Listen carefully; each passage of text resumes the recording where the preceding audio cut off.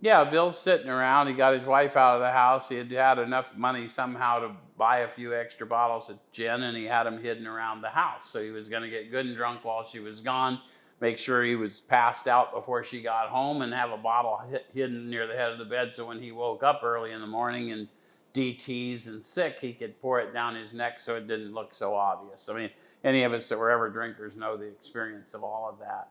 And his plan got interrupted because he got a phone call from what he calls a cheery voice of an old school friend. So he had known Ebby forever, even into adulthood, and they had been cut-ups together.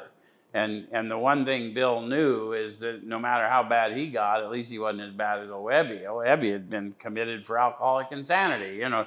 So the fact that the guy was there and calling him and was sober, you know, at first, Bill's thinking must have been, because mine would have been, well, good Lord, this is someone I can drink with. This will, you know, be like reliving old times. And he sort of talks about that.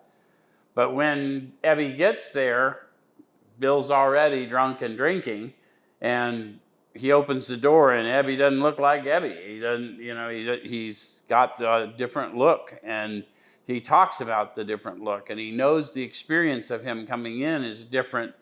And so now he's curious, and he asks him, you know, come, what's all this about?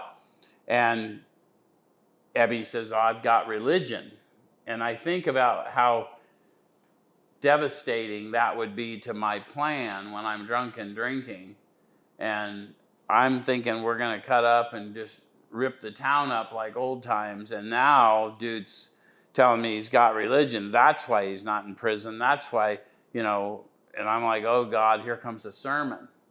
And then what's profound is there's no sermon.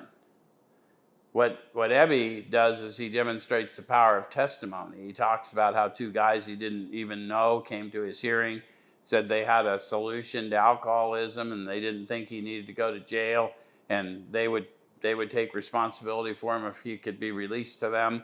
And he was released to them, and they introduced him to a religious idea and a practical program of action. And here it is, Bill. It worked. Look, you know I can't be here sober, but here I are, right? I mean, so it's a profound demonstration to show others precisely how we recovered is the main purpose of the book. This is him telling you how Ebby showed him precisely how he had recovered.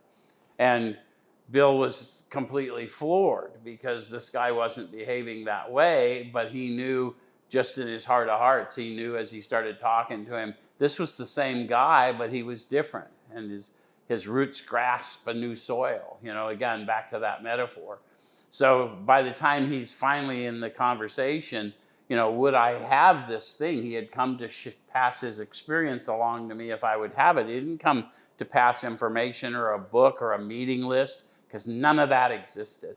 He came to impart the Spirit to Bill if he cared to have it.